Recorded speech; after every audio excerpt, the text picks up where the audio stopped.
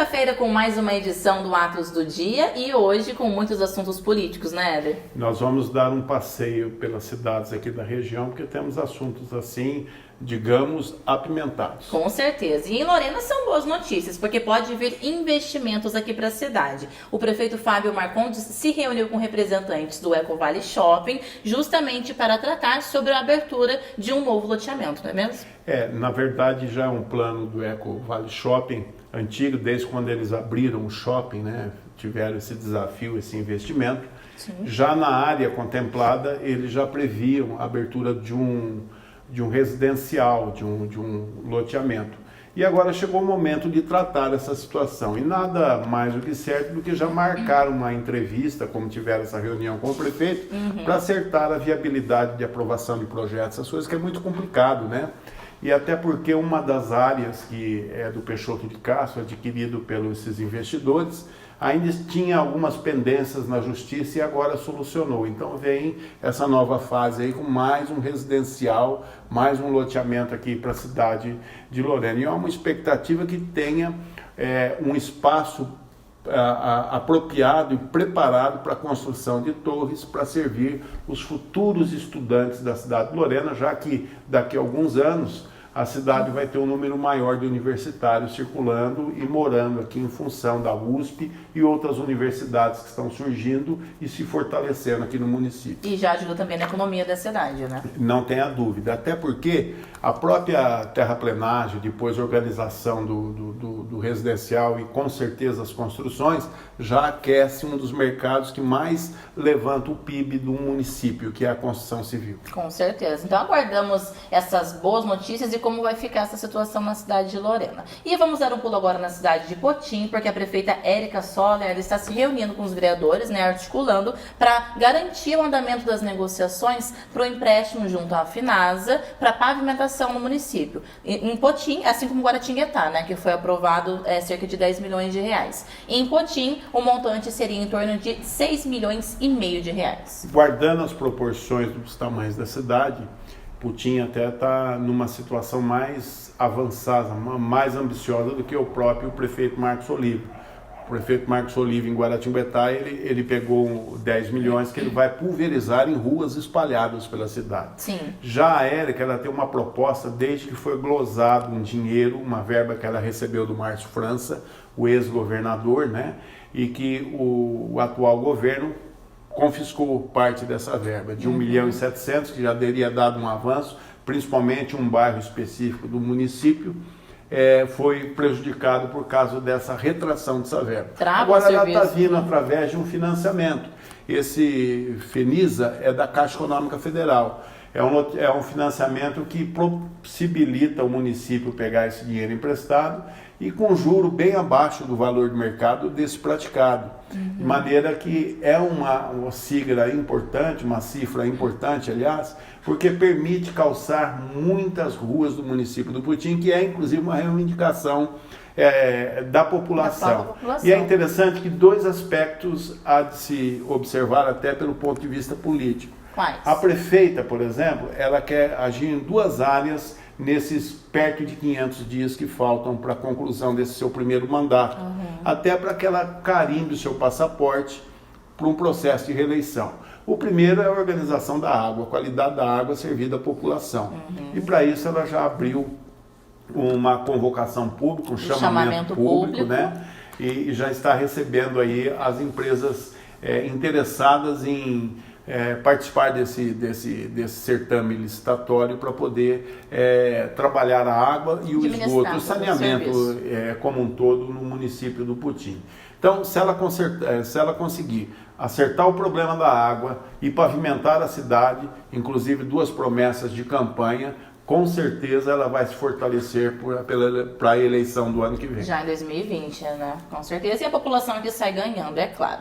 E Éder, em Guaratinguetá, segundo o Tribunal de Contas, teve uma reunião ocorrida na cidade no último feriado, o órgão vai continuar reprovando contas de presidentes das câmaras que mantiverem o excesso de número, né, de assessores contratados em regime de comissão. Como que está a situação em Guaratinguetá? Na verdade, esse episódio recebeu até um nome carinhoso no mercado político. Qual né? o nome? Diz que levou o apelido de Promessa de Santo Antônio, porque ocorreu justamente no feriado de Santo Antônio, quando o Guaratinguetá celebra até como aniversário da cidade. Verdade. Né?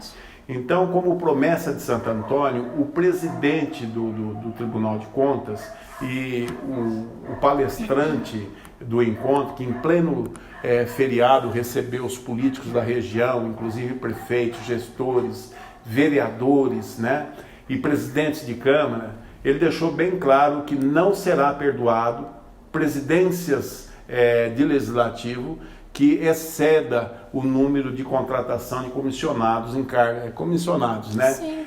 Ou seja, assessores em cargos de comissão. E é interessante que lembra Lorena, né? Lorena, por exemplo, que tem um orçamento estimado para esse ano de cerca de 12 milhões e meio, que vai estar na mão da presidência, e que esse dinheiro está pagando também um número excessivo de assessores. Hoje, se todos os assessores da Câmara Municipal de Lorena forem trabalhar juntos no mesmo período, não tem cadeira para esse povo sentar. Aí fica difícil. Parece que existe um número maior de comissionados do que a própria assessoria concursada da Câmara, que já é excessiva, né? No período de 2010 para 2012, aqui no município de Lorena, houve um concurso público, e o apelido desse concurso público, hoje nós estamos bons para lembrar os apelidos, vários batizados, né? aí. O apelido desse concurso público foi Porteira que passa boi, passa boiada. Então foi assim uma contratação em massa, até porque em 2012 ia ter eleição como houve, né? Só que infelizmente o plano de quem arquitetou tudo isso aí não foi vitorioso em 2012. Não sei se infelizmente ou felizmente. O que acontece é que a herança ficou já uma folha de pagamento pesada, e hoje praticamente um grupo de assessores. Tem assessores lá que enquanto um tem 1, 2, tem vereadores que tem 8 assessores. Então sobra assessor. A diferença é discrepante, né? Agora, veja bem, é bom botar a barba de molho, porque não somente Lorena, como outras câmaras da região que tem esse viés de contratação excessiva de assessores em cargos de comissão, prepare aí, porque o tribunal, em promessa de Santo Antônio, diz que não vai aprovar contas de presidente de câmaras com essa modalidade. Durma com esse barulho, né? O Tribunal de Contas está de olho, muito barulho. Com certeza. Para a gente fechar o programa de hoje, então, vamos falar sobre a cidade de Pindamonhangaba, porque as críticas aos primeiros anos, né, de governo tem caído, do prefeito Israel Domingues, em meio ao trabalho dele, um voo solo do prefeito, né? Nessa semana ele voltou a anunciar um novo projeto, e como que esse cenário, com todo esse planejamento do prefeito, essa recuperação da sua imagem, de um trabalho feito por ele, como que isso pode refletir para 2020? Pinda veio de uma administração com muitos predicados, que é a do ex-prefeito Vitor Dito. Mas em termos de saúde, por exemplo, o prefeito anterior ele investiu muito em ambulância. Ficava doente, ambulância para o hospital regional, para São Paulo, aquelas coisas. Já o doutor Israel, o nome já diz, doutor Israel, um médico, ele assumiu a saúde municipal no seu primeiro dia de mandato, já com o compromisso de fazer a diferença. Sim. E é interessante, quando você começa a fazer uma massa de um bolo, são os ingredientes todos separados, ninguém acredita que vai sair um bolo gostoso conforme as misturas.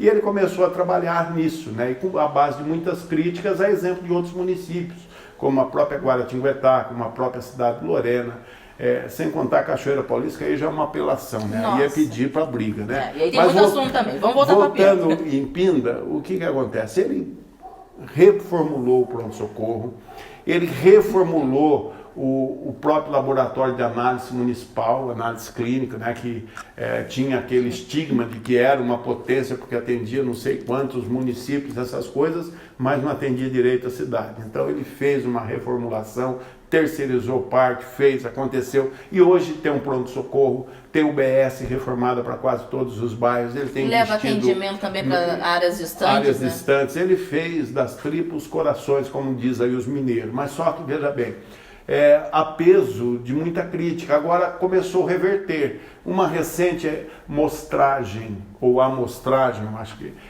da Casa Civil, identificou que o índice de aprovação do governo Israel Domingues perante a população de Pindamonhangaba teve uma alta.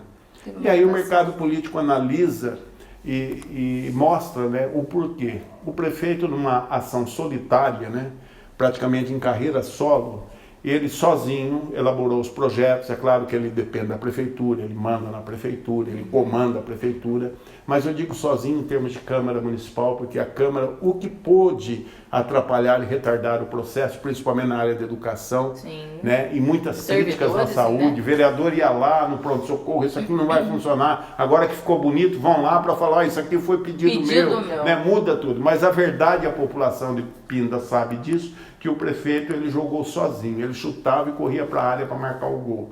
E até não contando com uma assessoria de comunicação a contente, muito menos com muitos dos seus secretariados que poderiam dar muito mais segundo a opinião pública, ele conseguiu elevar o nível da aprovação do seu governo por conta própria. E com isso aí ele está preocupando o mercado político, porque carimba o seu passaporte, como a Érica, né, nós falamos agora há pouco, para um processo de reeleição. Isso se houver reeleição. Mas se haver reeleição, só para que os nossos ouvintes e quem nos acompanha sigam, faltam apenas 464 dias para a eleição. Se houver, caso a PEC 56, depois da aprovação da tão famigerada Previdência, né, da questão da aposentadoria, essas coisas, pode ser votada e, quem sabe, é uma prorrogação de mandato. Mas aí para o Israel Domingues, então, reflexo positivo para 2020, se houver as eleições, que sirva de exemplo para todos aqui da nossa região, porque a gente está de olho também e acompanhando o trabalho dos prefeitos e vereadores aqui do Vale do Paraíba e também Litoral Norte. Essas e outras notícias no nosso portal jornalatos.net e também nas nossas redes sociais.